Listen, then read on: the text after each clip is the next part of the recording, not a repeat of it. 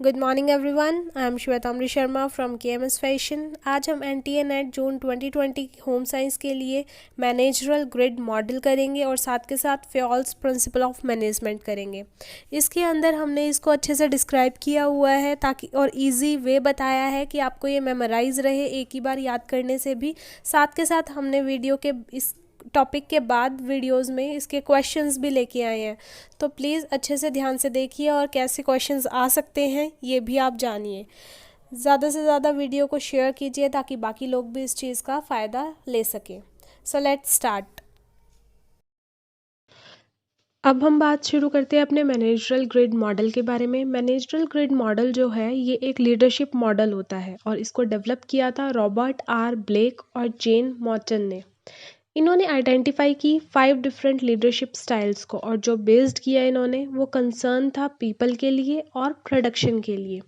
जो based on concern of people and concern of production है, ये हमारा एक मेन है इस मॉडल को समझने के लिए।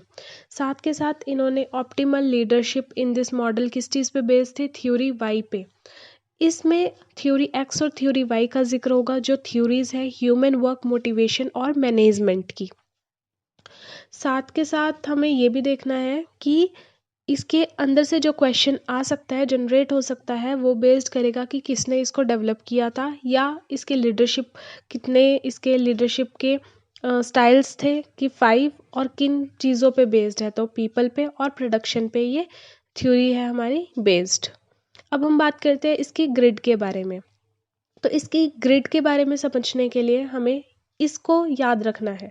इसको याद रखने के लिए भी एक मेन बेसिक सा फंडा हमें लर्न करके रखना है, जो हम बचपन में मैथ्स पढ़ते हुए करते थे कि उसमें भी एक एक्सिस होता था, एक वाई एक्सिस होता था और फर्स्ट क्वाड्रेंट सेकंड क्वाड्रेंट जो plus minus minus plus plus plus minus minus, same वही चीज़ यहाँ पर रहेगी। तो सबसे पहली बात तो एक्स एक्सिस पे यहाँ पर कंसर्न फॉर प्रोडक्शन है, जो कि ये है हमारा, और जो हमारा वाई एक्सिस है वो कंसर्न फॉर पीपल है। 1 for low and 9 for high, जैसे कि लो में लो टू हाई 1 2 3 4 5 6 7 8 9, सेम एज यहाँ पर भी कॉन्फ़िगरेशन लिखी हुई है। अब इसके अंदर यहाँ पर 5 जो दे रखे हैं वो एक इस तरफ, एक इधर, एक इधर और एक इधर और एक सेंटर में दे रखा है। तो यहाँ से हमें क्या पता चलता है कि जो हमारा 1 1 है वो दोनों तरफ से लो है, पीपल की तरफ से भी और प्रोडक्शन की तरफ से भी। 9 1 है वो हमारा क्या है कि प्रोडक्शन की तरफ से तो हाई है लेकिन पीपल की तरफ से लो है। तो इसी तरीके से हम इस मॉडल को लर्न करेंगे, मेमोराइज करेंगे।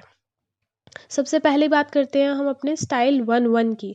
स्टाइल 1-1 में जैसा कि मैंने आपको भी बताया था कि यहाँ पर दोनों चीज़ें लो है, तो इसके अंदर जो हमारा कंसर्न है वो लो है, किसके लिए? पीपल के लिए भी और प्रोडक्शन के लिए भी।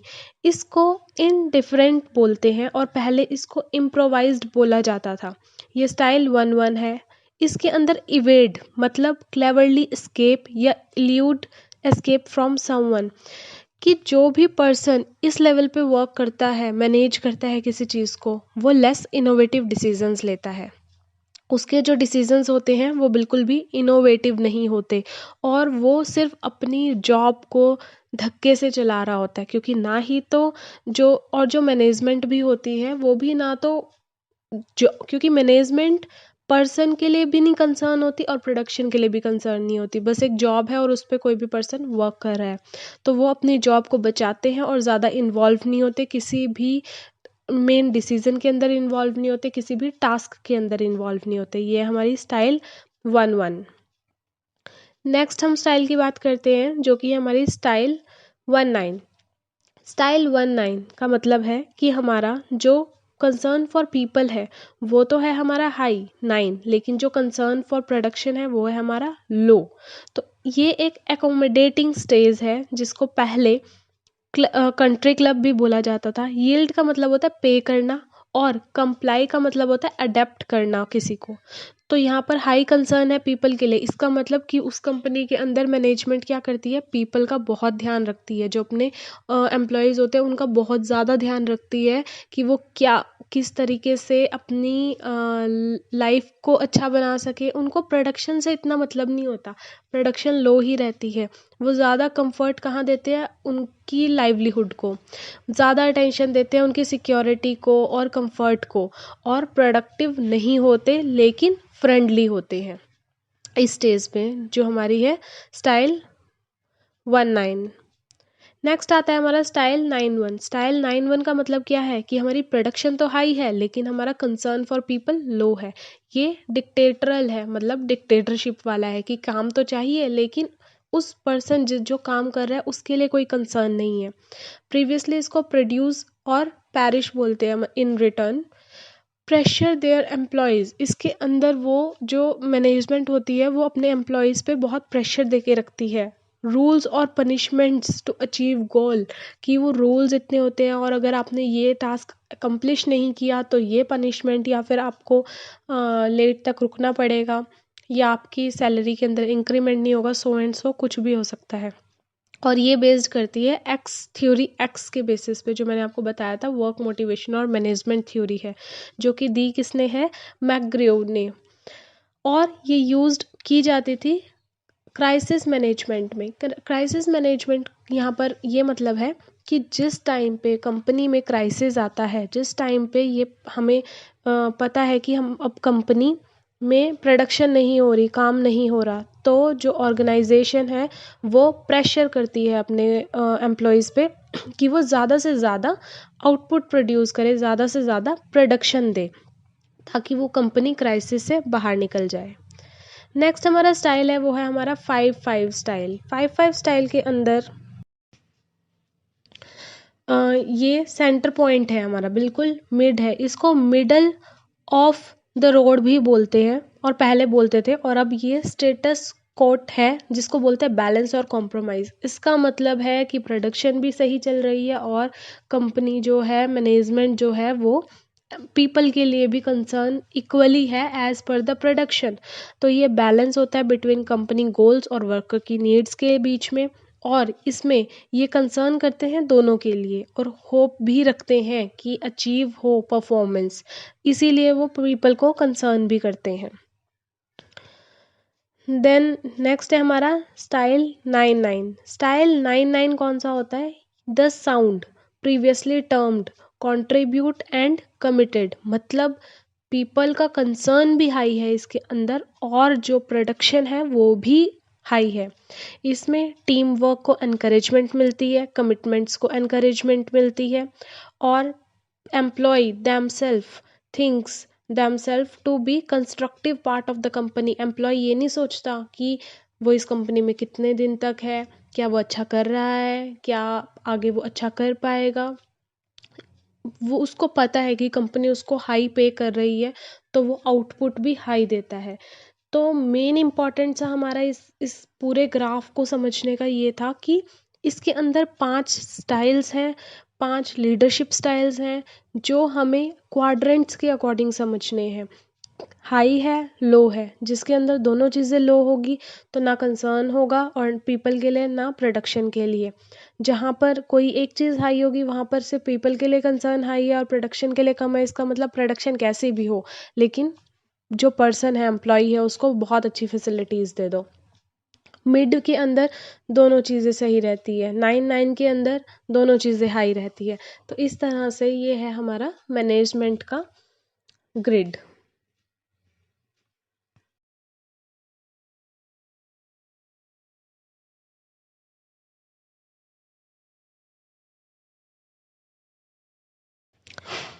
अब हम इनके क्वेश्चन आंसर्स की तरफ बात करते हैं कि मैनेजरल ग्रिड से कैसे क्वेश्चंस आ सकते हैं। तो जैसे कि फर्स्ट क्वेश्चन आप देख सकते हैं कि इन्होंने ये पूछा है कि कौन सी 2 डायमेंशंस थी जो ब्लेक और मॉर्टन की मैनेजरल ग्रिड के अंदर थी, और ऑप्शंस है good and bad, concern for outcome and concern for feeling, concern for people and concern for result, या finishing task and liking people. तो करेक्ट ऑप्शन है हमारा C, concern for people and concern for result.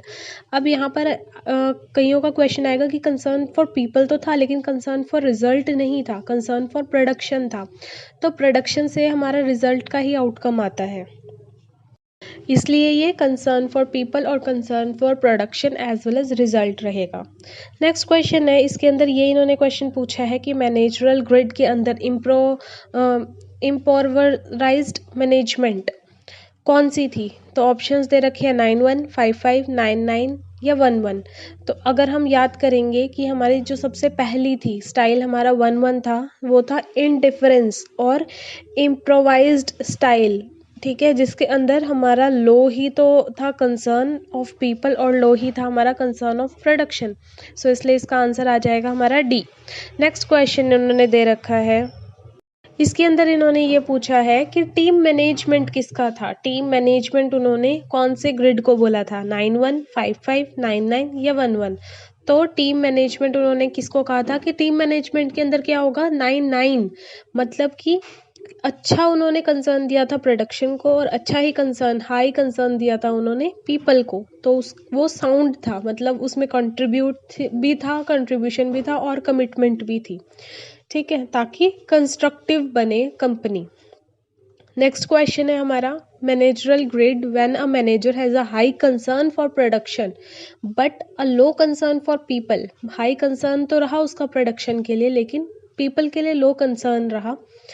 और इसमें कौन सा style है, इसके अंदर इन्होंने स्टाइल में 1199 करके नहीं पूछा, लेकिन इन्होंने क्या पूछ लिया कि जैसे इम्प्रोविज्ड स्टाइल है, middle of the road style है, कंट्री क्लब स्टाइल है या प्रोड्यूस या पैरिश स्टाइल है, ठीक है। तो इसके अंदर हमारा कौन सा आ रहा है, इन्होंने ये बोला है कि हाई कंसर्न है प्रोडक्शन का लेकिन लो कंसर्न है पीपल का। तो उसके अंदर क्या आएगा कि प्रोडक्शन तो चाह रहे हैं लेकिन पीपल का कंसर्न नहीं है, मतलब प्रोड्यूस करना है। प्रोड्यूस करना मतलब उनका पैरिश स्टाइल है, मतलब डिक्टेटर वाला है। तो ये क्या है, इससे हमें याद रहना चाहिए, डिक्टेटर वाला है, 9/1 है, ये सब भी हमें पता होना चाहिए। लास्ट क्वेश्चन इसका है कि 9.1 स्केल है जो मैनेजरल ग्रिड का, क्या इंडिकेट करता है। ये यूजीसी में क्वेश्चन आया हुआ है। Seeking acceptance and approval, making contribute that make a difference, being popular and in desire to hang out. तो 9.1 का मतलब क्या हुआ, जो इसके अंदर है कि seeking acceptance and approval. Seeking acceptance और अप्रूवल के अंदर क्या चीज़ आएगी कि इसमें जो कंसर्न रहेगा पीपल के लिए वो तो हमारा रहेगा हाई, और लेकिन जो कंसर्न रहेगा प्रोडक्शन के लिए वो रहेगा लो। तो इस तरह के क्वेश्चंस हमारे यहाँ पर आएंगे। नेक्स्ट हम बात करते हैं हमारे फ्योल्स के प्रिंसिपल्स की। सो हेनरी फ्योल, ये इन्होंने डेवलप की journal theory of business administration, जिसको फ्योलिज्म कहा गया, और इन्होंने 14 प्रिंसिपल्स दिए मैनेजमेंट के, और इन्होंने क्रिएट किया 6 प्राइमरी फंक्शंस मैनेजमेंट के ही। इनके इन मैनेजमेंट के 14 फंक्शंस को हमें याद रखना है, और इनको याद रखने का एक शॉर्ट फॉर्म है जो है डैट, यूसी, यूजर, OIC, ठीक है। तो इसका मतलब DAD, UC, USSR, OIC, SEE। इसके अंदर अगर हम बात करते हैं कि पहला क्या आता है, D for division of work, कि जो एम्प्लॉयज़ हैं वो स्पेशलाइज्ड है, आउटपुट इंक्रीज रहती है और स्किल और एफिशिएंसी भी बढ़ती है। Second, authority. अथॉरिटी का मतलब है कि जो भी मैनेजर है, जो अथॉरिटेटिव पर्सन है, वो ऑर्डर देता है, लेकिन अथॉरिटी के साथ क्या क्या आती है, रिस्पॉन्सिबिलिटी भी आती है। Third, discipline, upheld in organization but method doing so can vary, कि मेन ऑर्गेनाइजेशन का डिसिप्लिन ही रहता है, डिसिप्लिन मतलब अलग अलग यूनिट्स, लेकिन सबका जो मेथड है काम करने का वो डिफरेंट रहता है। Unity of command, fourth option है, फोर्थ पॉइंट है, फोर्थ प्रिंसिपल है, वो है employee should have only one supervisor. क्या है कि अगर अलग अलग सुपरवाइजर्स होंगे तो सबका अलग अलग विजन होगा, अलग अलग विजन रहेगा, तो जो एम्प्लॉयज़ हैं उनके अंडर वर्क कर रहे हैं वो डिस्ट्रैक्ट हो जाएंगे कि किसके अकॉर्डिंग वर्क करें। तो अगर यूनिटी ऑफ कमांड रहेगा तो सेम जो आउटपुट चाहते हैं वो जल्दी और सही तरीके से मिलेगा। फिफ्थ, यूनिटी ऑफ डायरेक्शन, एक ऑब्जेक्टिव होना चाहिए, एक सुपीरियर होना चाहिए और एक ही प्लान पे काम करना चाहिए, जिससे परफेक्ट एक्शन होता है और काम भी सही तरीके से अकम्प्लिश होता है। Sixth, subordination of individual interest to the general interest. इसका मतलब है कि जो इंटरेस्ट रहता है किसी एक एम्प्लॉय का, वो should not be allowed including manager, की किसी का भी इंडिविजुअल इंटरेस्ट नहीं होना चाहिए। इंडिविजुअल इंटरेस्ट से टीम वर्क नहीं बनता, उससे ये होता है कि मेरा काम ही हो जाए। सो हमें मैनेजमेंट के लिए, ऑर्गेनाइजेशन के लिए पूरा टीम का इंटरेस्ट होना चाहिए एक प्लान को एकम्प्लिश करने के लिए। Seventh, remuneration. Employee satisfaction depend on fair remuneration, financial and non financial compensation. Employee अगर कहीं जा रहा है कंपनी का कोई काम करने, तो उसका TADA होना चाहिए, उसको ट्रैवलिंग अलाउंसेस देने चाहिए, उसके रहने के लिए पूरा का पूरा देना चाहिए, खाने के लिए देना चाहिए। तो अगर रेम्यूनरेशन रहेगी तो एम्प्लॉय सेटिस्फाइड रहेगा और वो फेयर वर्क कर सकता है अपनी कंपनी के लिए। 8, centralisation. How close employ are to the decision making process, aim for appropriate balance. Centralisation मतलब कि अगर एक ही प्लान रहेगा, एक ही जगह फोकस रहेगा, तो सारे के सारे एम्प्लॉय का एम भी फोकस रहेगा, एम भी बैलेंस रहेगा। देन नेक्स्ट है हमारा principle 9th, scalar chain. Scalar chain क्या होती है? ये रहती है कि aware of where stand in the organisation hierarchy और चेन ऑफ कमांड। इसका मतलब कि highest rank to lower rank, कि कौन सा पर्सन किस रैंक पे है ऑर्गेनाइजेशन के अंदर, और उनकी चेन ऑफ कमांड क्या रहेगी, सुपीरियर कौन है और उसके अंडर एम्प्लॉय कौन है, एम्प्लॉय के अंडर एम्प्लॉय कौन है, एम्प्लॉय के अंडर एम्प्लॉय कौन है, ये चीज़। 10th प्रिंसिपल है order. The work place facilities must be clean, tidy and safe for employees, everything should have its place. कि हर चीज़ एक ऑर्डर में होनी चाहिए, सब चीज़ें बिखरी हुई नहीं होनी चाहिए, जितनी भी फैसिलिटीज़ हो एक तो क्लीन हो, सही तरीके से हो, सेफ हो, ताकि एम्प्लॉय बिल्कुल बेझिझक होके उसको अपनी सिक्योरिटी का या किसी भी चीज़ का ध्यान ना रखते हुए सिर्फ काम पे फोकस हो सके। 11th is equity. Manager should be fair to all staff all time, both maintain discipline and acting with kindness. कि जो भी मैनेजर होता है या सुपरवाइज़र होता है या सुपीरियर होता है, उसको अपने सारे स्टाफ को, जो भी मेन अथॉरिटी पे बैठा होता है, उसको अपने सारे स्टाफ को इक्वली ही देखना चाहिए, इक्वली ही ट्रीट करना चाहिए। 12th प्रिंसिपल है stability of tenure of personally. Manager should strive to minimize employee turnover. Personal planning should be a priority. जो भी ऑर्गेनाइजेशन के लिए एक प्लान सोचा है, एक प्लानिंग सोची है, वो ही मेन प्रायोरिटी रहनी चाहिए, स्टेबिलिटी रहनी चाहिए।